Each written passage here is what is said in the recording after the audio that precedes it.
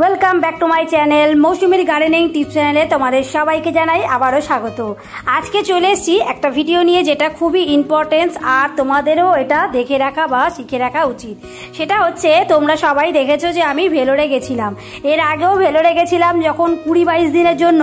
তখন এসে দেখেছি যে আমার প্রাণের চেয়েও প্রিয় গাছগুলো কিন্তু একদম মরে ভূত কঙ্কাল হয়ে গেছে। তার কারণ আমি যেহেতু ফ্ল্যাটে থাকি, সেহেতু আমার ফ্ল্যাটের বাইরের গাছগুলোই বলো বা ফ্ল্যাটের ভেতরের গাছগুলোই বলো জল পাইনি, কারণ আমি ছাড়া কেউ জল দিতে পারেনি, ফ্ল্যাটে তো তালা বন্ধ থাকে। এবার ভেতরের গাছগুলো মরে গেছে, আর যেগুলো একদমই মানে জল ছাড়াও বেঁচে থাকতে পারে অনেক দিন গাছ, সেই সব গাছগুলোই কয়েকটা বেঁচেছিল। বাকি অনেক গাছ যেগুলো হচ্ছে একদিন দুদিন ছাড়াই জলের প্রয়োজন, তাও আবার সেটা ছিল কিন্তু গরমকাল যখন আমরা ভেলোরে গেছিলাম। তো সেই গরমকালে রোদের তাপের জন্য কি হয়েছে কি অনেক গাছ আমি ঘরের মধ্যে রেখে গেছি, কিছু গাছ জানলায় আমার অবশ্য ছিল। তো যেগুলো ঘরের মধ্যে রেখে গেছি আমি ঘরের জানলা একটু ফাঁকা করে রেখেছিলাম যাতে আলো বাতাস আসে যাওয়া করে, কিন্তু তাতেও দেখেছি অনেক গাছ আমার মরে ভূত হয়ে গেছে। আর ভেলোর থেকে আসার পর দরজা খোলার পর প্রথম যেটা আমার কাজ সেটা হচ্ছে গাছগুলো কেমন আছে দেখা। আমি জাস্ট আমার জামা কাপড়ও ছাড়া হয়নি, কিন্তু আমি গাছগুলোর পেছনে পড়ে গেছিলাম। এসেই আমার হাজব্যান্ডও কিছু কিছু গাছে জল দেওয়া শুরু করেছিল আর আমিও দিয়েছি। তারপর থেকেই মনটা খারাপ হয়ে গেল যে এরকম এত কষ্ট করে এখান থেকে ওখান থেকে গাছ ম্যানেজ করে আনার পর যখন গাছগুলো বাঁচার পরেও এইভাবে মরে যায় তখন ভীষণ কষ্ট হয়। আর তারপরেও আমি কি করেছি, এবারে যখন আমি ভেলোরে আবার চেক আপের জন্য গেছি তো তখন কিন্তু আগের বারের থেকে কম দিনের জন্য গেছি। আগের বারে 22 দিন বাইরে ছিলাম আর এবারে ওই 7 থেকে 8 দিন মতো। কিন্তু তারপরেও অনেক গাছ যেটা আমার মরে গেল সেটা হচ্ছে আমি কাটিং থেকে চারা তৈরি করেছিলাম ভেলোরে যাওয়ার 1-2 দিন আগে। আর সেই কাটিং থেকে চারা গাছগুলো যেহেতু আমি জল অতটা দেওয়া হয়নি আর ঘরের মধ্যেও ছিল, যেগুলো একটু আলো বাতাসের দরকার ছিল সেগুলো কিন্তু আবারও দেখছি কিছু কিছু মরে গেছে, কিছু কিছু বেঁচে আছে, তবে বেশিরভাগটা অনেকটাই ক্ষতিগ্রস্ত হয়েছে। আর এই যে ফ্ল্যাটের ধারে মানে একদম এন্ট্রান্স যেটা দেখতেই পাচ্ছ আমি বসে আছি, আর এখানে আমার মেয়েও রয়েছে আমাকে কাজে হেল্প করে দিচ্ছে। তো এই আমার ফ্ল্যাটে ঢোকার সামনেখানটায় সিঁড়ি দিয়ে উঠেই দেখতে পাচ্ছ গাছ দিয়ে আমি সুন্দর করে সাজিয়েছি। তো এই গাছগুলো আমার ওপরের তলাতেই একজন ভাই আছে, বুবাই তার নাম, সে কিন্তু প্রায় দিনই জল দিয়ে দিয়েছে, এটা আমার অনেকটা বড়ই হেল্প হয়েছে।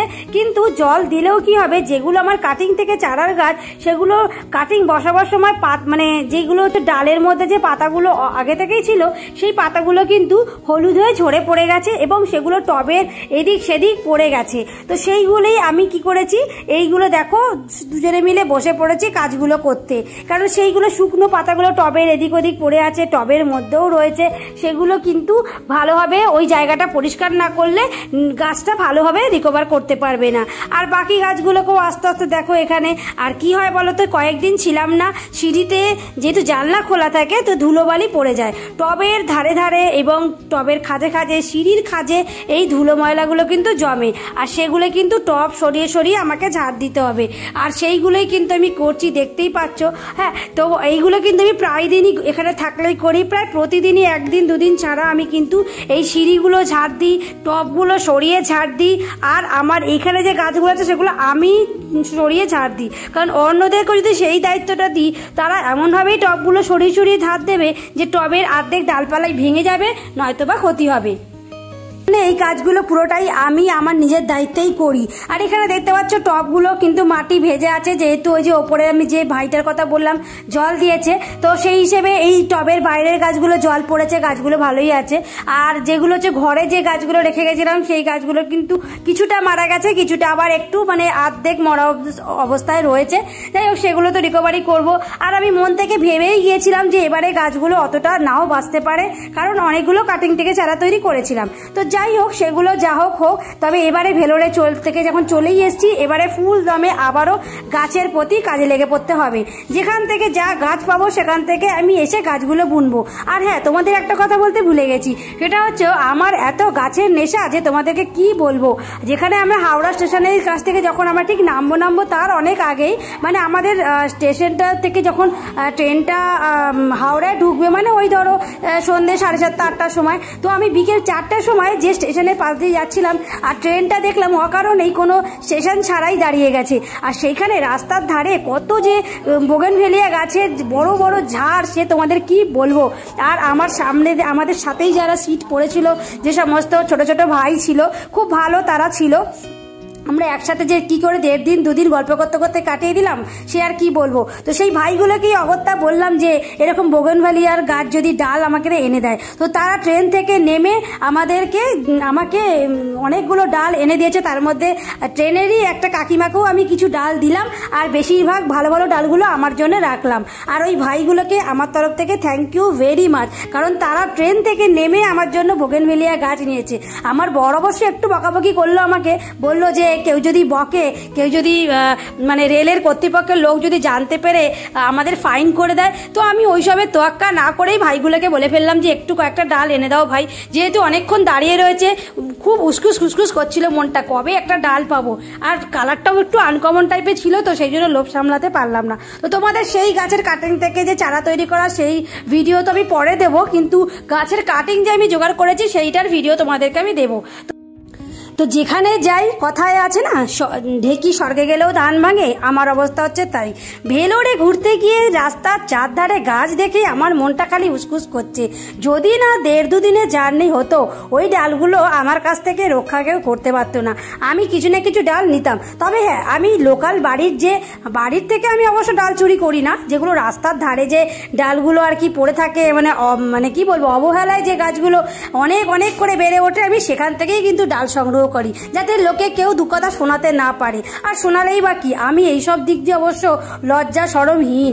আমি অচেনা ব্যক্তির কাছ থেকেও যদি ভালো কোনো গাছের সন্ধান পাই, আমি চেয়ে নিতে 2বারও ভাবি না। এই একটা জিনিসই পৃথিবীর আমি লোভ সামলাতে পারি না, সেটা হচ্ছে গাছ, গাছের চারা, গাছের ডাল এবং গাছের বীজ, যাই বলো না কেন, সেটা আমি যে কোনো লোকের থেকে চেয়ে ফেলতে পারি। তো যাই হোক, এখন মা মেয়েতে মিলে সারা দুপুর ধরে এইসব চলছে। আর এই কালকেও ট্রেন থেকে নামার পর আমাদের যা অবস্থা হয়েছে সেটা দেখতেই পাচ্ছ, কি অবস্থা।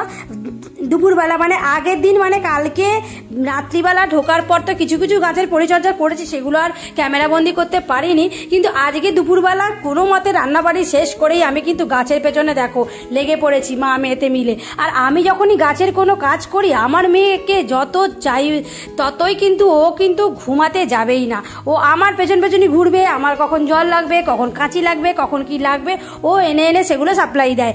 আর এই থেকে কিন্তু একটা জিনিস খুব ভালো, জানো তো, বাচ্চারা কিন্তু এর থেকে কিন্তু গাছ বোনা, গাছের প্রতি একটা নেশা, গাছকে ভালোবাসা, এগুলো কিন্তু আমার কাছ থেকে ও পাচ্ছে, যেটা কিন্তু বড় হলেও ওর কিন্তু এটা খুব কাজে দেবে। এবং এখন থেকেই আমার মেয়েও বলে যে ও বড় হয়ে নাকি আমার মতো গাছ বুনবে, আমার মতো নাকি এরকম চ্যানেল করবে। তো চ্যানেল করুক না করুক সেটা কোনো বড় কথা না, কিন্তু গাছ বোনা খুবই জরুরি, কারণ চ্যানেলের জন্য গাছ নয়, গাছের জন্য চ্যানেল। আমি এই গাছ ভালোবাসি বলে তাই তোমাদের সাথে শেয়ার করি, যাতে আমার ভিডিও দেখে আরও কিছু মানুষজন গাছ বুনতে উদ্যত হয়, গাছকে ভালোবাসে, এটাই হচ্ছে আমার কাম্য। তোমরা যারা আমার মতো এদিক ওদিক মাঝে মাঝেই বেরোতে হয় গাছ রেখে বা ফ্ল্যাটে বিশেষত, তাদের বলবো যে পরিচিত কোনো ফ্ল্যাটের লোককে তোমরা পারলে বলে যেতে পারো, সেটা যেন একটু গাছে জল দিয়ে দেয়। সেক্ষেত্রে তোমরা করতে পারো, ঘরের গাছগুলো সমস্ত তোমার ফ্ল্যাটের দরজার সামনে যদি তুমি বার করে রেখে দিতে পারো, মানে যদি কিছু গাছ হয়, সব গাছ তো সম্ভব নয়, তো তাহলে ফ্ল্যাটের কোনো মানে হিতাকাঙ্ক্ষী বা তোমাদেরকে খুব ভালোবাসে সেরকম মানুষজনকে যদি তুমি দায়িত্ব দিয়ে যাও যে এই কদিন অন্তত তারা যেন গাছটাকে একটু জল দিয়ে বাঁচিয়ে রাখে, তো সেটা তোমরা করতে পারো।